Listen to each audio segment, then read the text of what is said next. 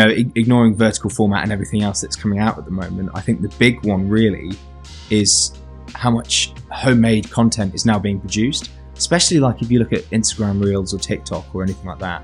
The way technology's going, you don't always need this huge equipment. You could now film on an iPhone. I see videos on TikTok now where you'll have someone talking to camera, and you'll find out later on, a couple of videos down the road after they've got all their followers and stuff, you'll find out that the face is fake, the voice is fake, and you can even get the script written for you as well now.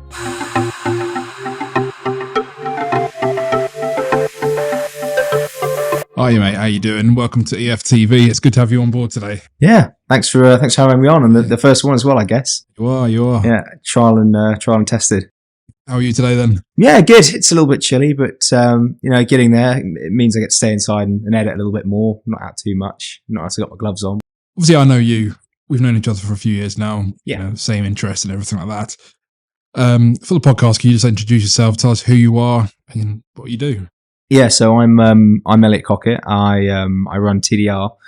We're a small film company in Guernsey, and we've been running for about 5 years now. There's two of us currently, but maybe next year we're hoping to expand a little bit and introduce a few more people to the team. So what got you into videography then, and your general creative background? I mean, for myself, it grew from being a child and having my first disposable camera. My parents gave me the option of going to Boots and getting them printed, and then I just loved it so much.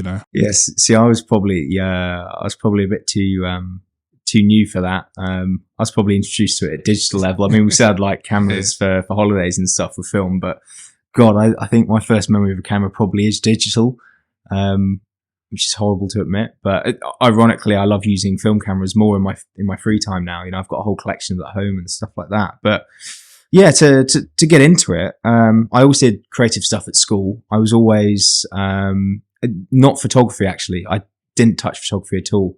I think I might have been introduced to it once, like as part of an art project, and just didn't take to it.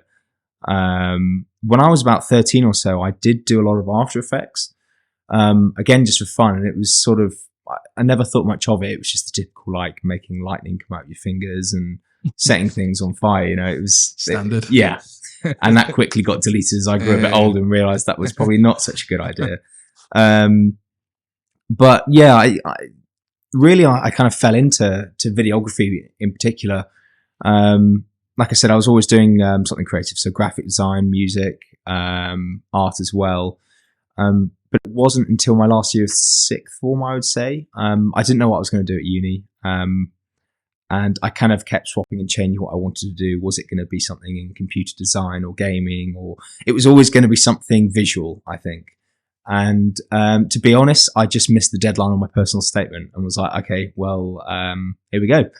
So I got a drone as a Christmas present from my dad. And it was kind of like hey, I can make some money out of this. And I would go in through periods and I would take photos of houses and stuff like that.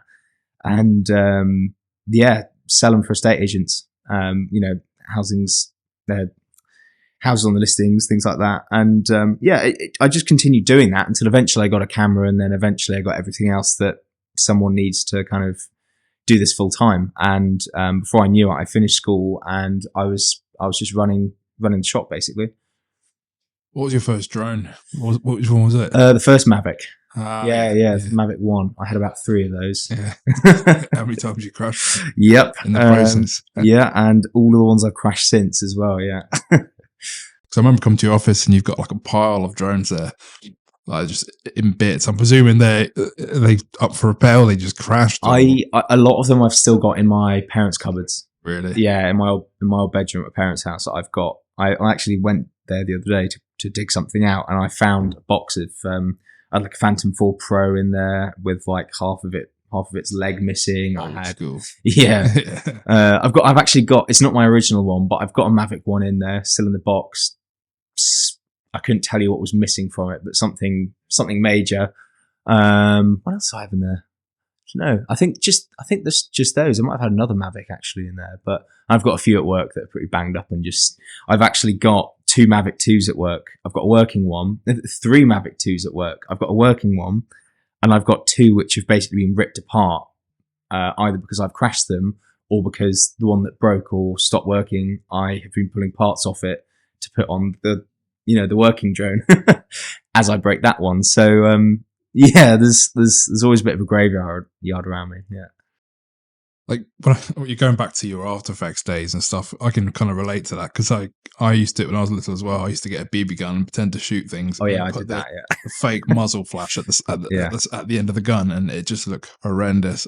That's how you learn and you grow, right? Yeah. To get where we are now. And an area I want to cover on is, what would you say to somebody that's wanting to get into videography? What would you say to them? If you're looking to start videography, I would probably say, I mean, the classic, right, is just get on with it. And I think that's just a tried and tested method, really. I mean, that's kind of my origin story. I just was doing it and ended up doing it still, and you pick up things and you learn things. I think the internet is such a great thing nowadays for learning as well. I used to really sing its praises in the early days for how I learned how to shoot, because none of what I did came from education or school or anything. It all came from YouTube tutorials and following people because I liked their styles and then replicating it. And, that's what I shoot today and create today is probably a mixture of all of that, from a few years back now. Yeah, there's just so much free stuff online and out there. You can't really go wrong. Just start watching tutorials if you don't have the equipment yet. And if you do have the equipment, then you should be out there and also checking on your phone for tutorials at the same time, just trying stuff out. And eventually someone will find something you like and buy it. The first kind of video I did that wasn't of a property was for a local garage, and they wanted a car advert. And the reason was because in the summer I'd shot with a friend their MX-5 or whatever, driving around Guernsey, and it got a lot of traction. And they saw it and went, "That's awesome. We want to do that." And it's just being in the right place at the right time, but really just making sure that you're consistent and always doing something that someone will see, because they will see it.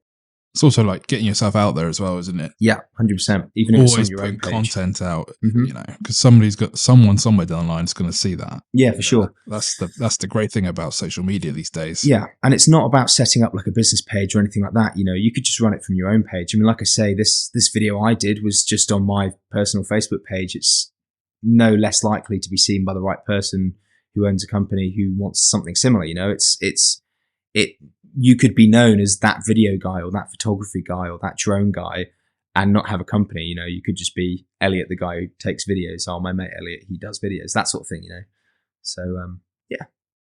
And also, I find, like, the way technology's going, you don't always need this huge equipment. You could now film on an iPhone, as some of the latest phones now have the cinematic mode, and they have done full feature length films in them, and it's just, for an average person, they probably look at that and think, right, that looks no different to using a red camera or so on. Yeah, and that's an interesting thing I actually wanted to talk about, just with the way that video is going, really. Ignoring vertical format and everything else that's coming out at the moment, I think the big one really is how much homemade content is now being produced, especially like if you look at Instagram Reels or TikTok or anything like that. Most of the stuff you watch and a lot of the stuff that companies are putting out now are filmed on phones and edited in app. There's no fancy editing. I'm not saying that that's the replacement, but I'm saying there's a time and a place, and people are interested in short form content now rather than longer stuff. And I think that naturally fits into this bracket that we've now created of meme culture and filming things with your phone and just quick little snippets. I've seen a lot of companies now hiring someone, I guess, as their social media person, but ultimately what they do is just create videos inside of the company every day with their phone. And it's not even the people that follow or enjoy that content aren't necessarily interested in the company. They're just interested in this person making the content. But because it's being made inside of the company and you see the branding and you see a little bit of insight now and again to what that company does, it just generates enough interest that it's worth employing that person. That to me is really interesting. Just how readily available it is now. When did you notice the switch from, say, landscape to now vertical? Because everyone looks on their phones, and all these videos, they're all set to vertical. I mean, I'm slowly warming to it. Yeah, we've started But doing where it a did little you bit. see that that transition from the generic landscape to? I mean, TikTok's a killer because everything came with that. Instagram never really was portrait; it was square up until Reels were a thing and Stories were a thing, which probably means Snapchat's the original one, really, because that that was all completely portrait. There was no landscape on that because it's an app that is solely on your phone, so it had to be portrait, and it's probably all come from that because other apps adopt it and everything else. I reckon it was around 2020 with COVID and everything else because people weren't going out as much. People were on their phones more. Content creators wouldn't have been able to go out as much and film, short film, cinematic, anything else. They might have just been on their phone filming stuff if they couldn't reach their kit or whatever else. I think that culmination has really, in my mind, brought together vertical. I mean, TikTok, arguably, I think it did come out around then, didn't it? So, yeah, it probably will come together quite neatly. Do you reckon the next big thing is going to be then? I think the easy answer for that is AI. Yeah, that's what I was thinking. I see so much AI stuff nowadays. Yeah. I follow a company called Corridor Digital, who are in America. I can't remember where in America, but in America. And I've been following them for like the longest time, even back when I was doing my After Effects videos and stuff back in the day. They were a channel that I've always watched and always do watch. And they have now been in their kind of behind the scenes videos and stuff playing around with AI, and it's crazy how good it is. I mean, a couple of years ago it was just the kind of deep fakes like face swapping and stuff. But I'm seeing videos now. In fact, going back to TikTok, I see videos on TikTok now where you'll have someone talking to camera, and you'll find out later on, a couple of videos down the road after they've got all their followers and stuff, you'll find out that the face is fake, the voice is fake. And you can even get the script written for you as well now. I mean, the script stuff's not perfect, but I mean, I was absolutely fooled with some of the like facial stuff that was going on, and voices are getting cool now as well. I saw something the other day that was basically turn your voice into an AI voice. So you'll speak phrases into it, and what you'll get back is you can type something in, and supposedly on your tone of voice, it will read it out to you, and it's crazy. But yeah, I think that's it, because it's a mix of, well, it's easy CGI, and CGI is the one bit of video I think that is currently not touchable by the public, because everyone can now pick up a camera, they have the power to film something, but you can't do post or special effects. But that's slowly becoming a thing, and the more accessible things become to video, the more people are going to take to it, which again is, social media has just got the upper hand there, really, because people want to be creating, and they're going to have the power to be able to do a lot of things that they wouldn't have even thought of being able to do a couple of years ago.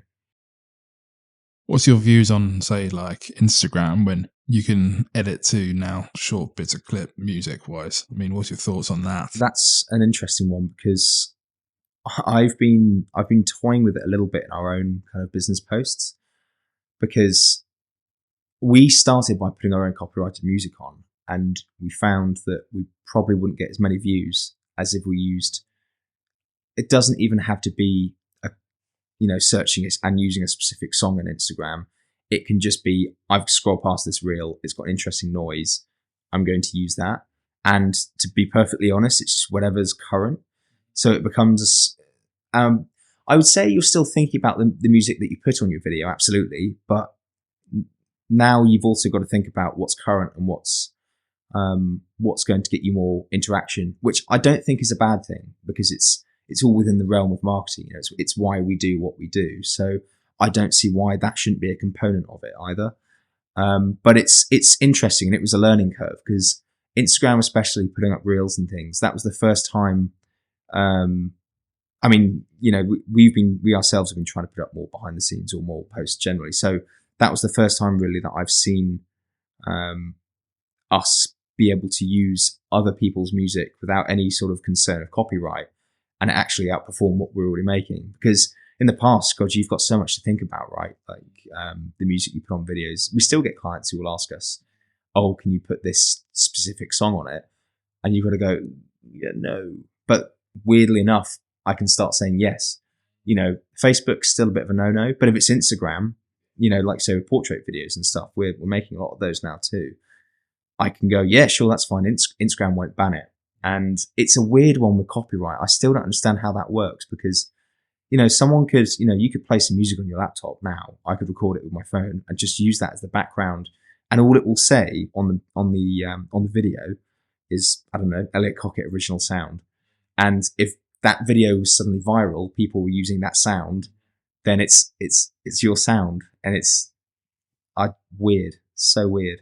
Yeah, a lot of the videos that people having in, like some of the audio bites, are quite interesting. A lot of them, you get people doing like voiceovers and just weird stuff, but people love it, and it's just, I just find it crazy. But yeah, it's completely changing the way social media and video is. But yeah, I think it goes both ways though, because like more complicated video, let's call it, Netflix or short films, any kind of major film that comes out still has a major influence on social media and the sort of content that's created around that. Because you look at Stranger Things, Running Up That Hill, it was like an 80s song, and not only did people start listening to it again, it went up in the charts, but people were using that song for the content they were producing now on TikTok, Instagram, whatever. So it's nice at least to see that it's not that social media has just completely overrun it. But I think social media now is just, it always has been a way of talking, but it's much more prominent now. And, it works well between the media industry and the social. I think there's a better connection going on now.